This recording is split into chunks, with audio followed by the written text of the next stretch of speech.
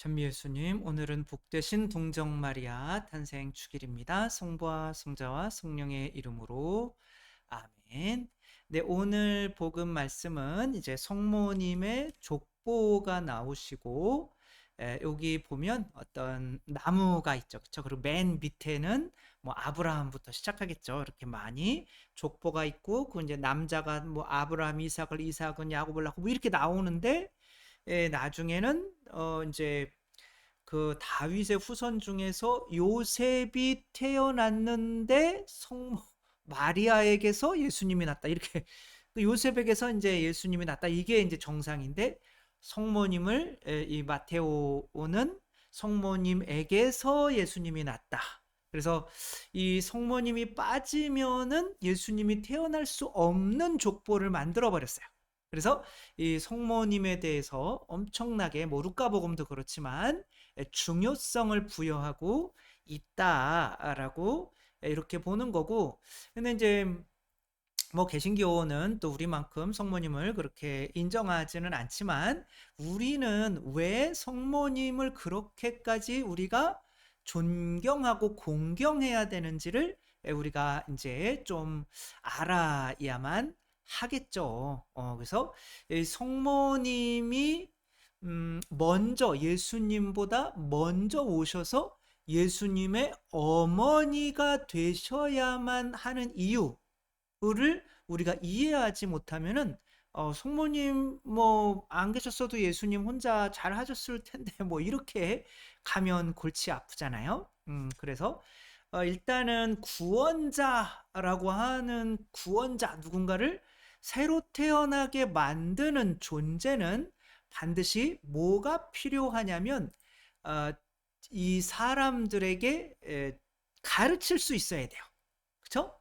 이제 에, 그 베트남 축구를 뭐 굉장히 올려놔서 베트남에서 굉장히 영웅이 되었던 박항서 감독이 있죠. 박항서 감독은 그냥 그때 그 사람들에게 그냥 다혈질 꼰대라고 불렸다고 해요. 표정이 맨날 이렇잖아요, 그렇죠? 계속 그러나 가르쳤단 말이에요. 근데 그 가르침이 있어야죠. 이렇게 해라, 저렇게 해라. 그런데 그 가르침이 없이 그냥 마치 골프 치는 것처럼 축구해야 되는데 골프 치는 거를 가르치면 안 되는 거잖아요.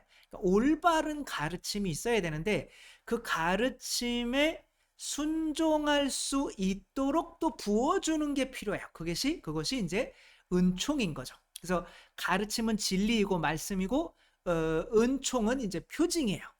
이분에게 순종해야 되는구나. 그것을 가르쳐야 되는 거죠. 그래서 이제 이분이 그렇게 꼰대처럼 가르치시기만 한 것이 아니라 이제 부상당한 선수가 있으면 자기 비행기 좌석을 양보하고 선수들의 발을 직접 씻겨주기도 한 거죠. 이거 뭐 예수님이 한 거를 그대로 뭐 따라 하는 거죠. 그리고 이 선수들을 가족들이라고 여기면서 축구협회에 부당한 뭐가 있다면은 목소리를 내면서 이 선수들을 위해서 하니까 선수들이 안 되겠다. 이분에게 이렇게 좀 순종해야지 뭐 이렇게 하며 정말 이제 또 베트남의 부흥기 축구의 부흥기를 만들었던 거죠. 그래서 우리에게 뭐 이거는 좀 탈출기를 생각하면 되게 쉬운데 탈출기는 하늘에서 내려오는 만나가 가르침이에요. 이 가르침, 십계명이라고 할 수도 있죠. 이 가르침을 매일매일 먹어야 돼요. 근데 이게 뭐가 없으면 소화가 안 돼요? 물이 없으면 안 돼. 이들이 광야에 있다는 것을 잊으면 안 돼. 광야에는 물이 없어요. 그래서 이 물을 먹어야 되는데 동시에 이거를 함께 줘야 되는 거예요. 이 만나와 물을. 이게 이제 진리와 은총인 거죠. 가르침과 은총. 그거를 통해서 이제 이스라엘 백성이 새로 태어난다. 그것이 바로 가나안 땅으로 다시 들어간다. 에덴 동산의 행복을 다시 회복한다. 그런 뜻인 거죠. 그게 성모님이랑 무슨 상관인가? 성모님께서는 예수님에게 그렇게 가르침과 은총을 동시에 주셨다는 거예요. 그래서 이 성경에 이제 예수님께서 그렇게 말씀하신 건 아니지만 그런 말이 있어요. 그 뒤에 예수님께서는 부모와 함께 나자렛으로 내려가시어 그들에게 순종하며 지냈다. 그러니까 순종하는 법을 알려주려면 일단 뭐 가르침이 있어야 순종할 거 아니야. 그리고 나한테 뭐 잘해주는 게 있어야 순종할 거 아니야. 이 두 개를 다 줘야 순종하는 법을 알려주시는 거야. 그리고 예수님께서 우리에게 알려주시는 거는 아버지께 순종하는 법을 알려주시는 거예요. 그리고 또 제자들은 또 예수님께 순종하는 법을 알려주시는 거죠. 그러니까 스승님한테 부모님이 스승님인 거예요. 그러니까 엄마가 스승님인 거죠. 그 스승님한테 먼저 배우지 않으면은 알려줄 수가 없는 거예요. 아니, 예수님은 혼자 스스로 다 터득하셨는데요. 그렇게 하면 스승님이 될 수가 없어요. 왜냐하면 막 스스로 물 위를 막 예수님이 걸어가시잖아요. 그럼 저거는 하느님이니까 걷는 거지. 그리고 내가 따르려고 하지 않아요. 근데 베드로가 물 위를 예수님 따라서 걷는단 말이에요. 그러면은 우리도 걸을 수 있겠네. 물론 뭐 퐁당 빠졌다가 이렇게 하지만 저렇게 실수를 하면서도 나도 할 수 있겠네 라고 하는 거죠. 부모가 먼저 걸음마를 해서 두 발로 걷고 부모가 먼저 말도 하고, 그러니까 내가 했으니까 너도 할 수 있어 라는 믿음을 전해주는 거죠. 그러면 이제 아이들이 부모에게 순종할 수 있게 되는 거죠. 그때 그런 가르침, 모범, 진리도 주고 동시에 또 젖도 줘야죠. 먹을 것도 줘야죠. 그 살과 피를 내어주는 거죠. 은총도 주는 거죠. 그러니까 성모님께서 예수님에게 첫 번째 누가 되신 거예요? 이제 뭐죠? 교사, 스승이 되신 거죠. 근데 그 스승은 뭐와 뭐를 줘야 돼요? 가르침과 은총을 줘야 돼요. 근데 그 가르침을 예수님에게 줘야 되는데 사랑이 부족한 가르침을 주면은 어떻게 될까요? 안 되겠죠. 그러니까 성모님께서 원죄가 없으셔야 되는 거예요. 완전한 사랑을 가지고 계신 분이기 때문에 내가 인간으로서 이렇게 완전하게 됐기 때문에 너도 완전해질 수 있어. 이런 거를 가르쳐 줄 수 있는 유일한 분이 계셔야 된다는 거죠. 그래서 원죄, 하느님께 순종하지 않은 적이 한 번도 없는 한 인간이 필요했던 거예요. 그래야 모든 인간의 스승이 될 예수님이 탄생하게 되는 거죠. 그래서 예수님의 스승이 성모님인 거예요. 이렇게 얘기하면 좀 뭐 할 수 있겠지만 아무튼 지금까지 잘 들어보시면 그런 거죠. 예수님은 모든 이들의 스승이 되기 위해서 당신의 스승이 필요했던 거예요. 그래서 예수님도 한 인간으로 태어나셔서 순종을 하는 법을 성모님을 통해서 배우셨고 그렇게 아버지께 완전히 십자가에 못 박혀 순종하시기까지 순종하실 수 있었다면 나도 할 수 있겠네. 그렇게 되는 거죠. 이게 스승이랑 부모랑 같은 뜻인 거죠. 김소희 선생님에게 이런 또 국악하는 법을 배웠던 오정혜 씨 있죠. 오정혜 씨는 김소희 이분한테 그냥 너는 이렇게 해야 돼. 그 소리만 배운 게 아니야. 이렇게 또 이분이 뭐 좀 엄하시기는 했다고 해요. 그런데 막 상한 음식도 막 일부러 먹였대요. 왜냐하면 어디 가서 상한 음식을 먹고 노래를 해도 이제 탈이 나지 않도록 뭐 그런 것까지 가르친 거죠. 그 본인도 같이 먹는 거예요. 그렇게 하고 이제 당신의 이제 치마 저고리를 잘라서 그냥 대충 옷이 없으니까 해가지고 나가서 이제 1등을 하게 만들고 하면 이제 내가 소리꾼으로만 살았는데 삶이 너무 고되다. 그러니까 너는 가르치는 대학 교수가 되라. 그러면서 이제 대학 교수까지 되어서 대학 교수가 되어서 이렇게 가르치다가 보니까 그때의 이 오정의 그 스승의 목소리가 나오더라는 거죠. 그러니까 선생은 누구를 만드는 거예요? 선생을 만드는 거죠. 그러니까 성모 마리아께서 이제 선생님, 그러면 성모 마리아는 누구한테 배웠냐? 그러게요. 누구한테 배우셨을까요? 그래서 성모 마리아는 이제 첫 번째 피조물로 여겨지고 있어요. 그래서 신학자들은 뭐 이게 교리로 된 건 아니지만 아담과 하와가 태어나기 전에 첫 번째 만들어진 피조물로서 가장 완전하게 죄를 안 지은 거예요. 근데 하느님은 이제 인간이 죄 지을 거를 아셨잖아요.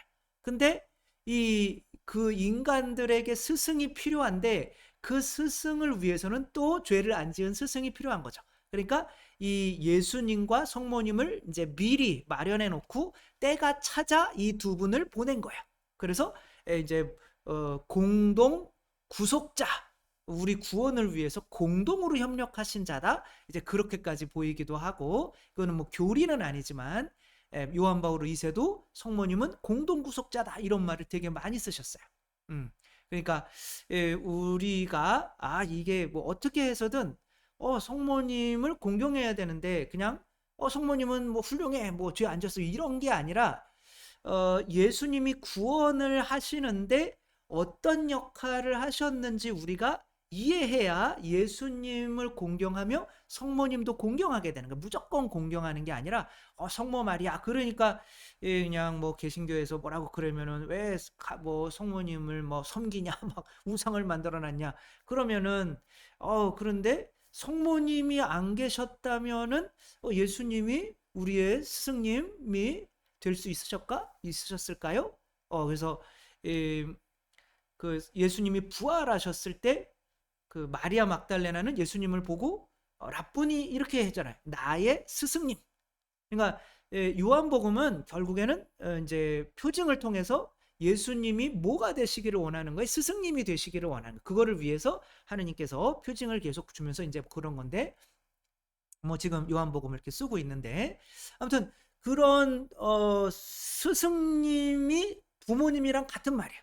아기들은 부모님을 보면서 이제 스승님으로 여기는 부모님의 은총을 받고 부모님의 가르침을 따라서 말투도 배우고 쓰는 법도 배우고 살아가는 법도 사랑하는 법도 다 배운단 말이에요.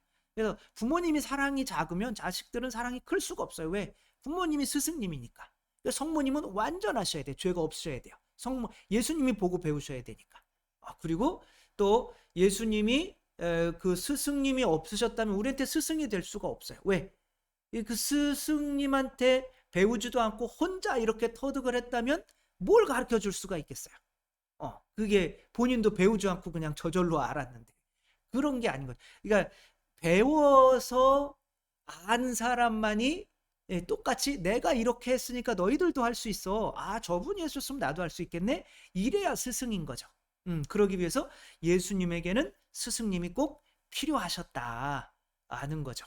그렇게 스승님이 되시기 위해서 또 하느님께서 미리 성모님을 죄에 물들지 않게 보호를 하시고 때가 찾아 성모님을 보내셨고 또 때가 찾아 성모님을 통해서 예수님을 태어나게 하셨다는 거. 그래서 예수님의 구원, 스승님이 되셔서 내가 스승으로서 너희의 발을 씻어주니까 너희도 그렇게 해라. 스승님이 되시기 위한 삶을 예수님은 사셨는데 그 스승님이 되려면 본인도 배워야 되는데 그 스승님이 되기 위한 그 구원자로서의 스승님이 또 필요하셨기 때문에 성모 마리아께서 원죄에 물들지 않고 그렇게 구원을 하는데 꼭 필요한 인물이셨다라는 것을 우리가 잘 기억했으면 좋겠습니다. 주님께서 여러분과 함께 전능하신 천주 성부와 성자와 성령께서는 여기 모인 모든 이에게 감복하시어 길이 머물게 하소서. 주님을 찬미합시다. 하느님 감사합니다. 성부와 성자와 성령의 이름으로 아멘. 감사합니다. 사랑합니다.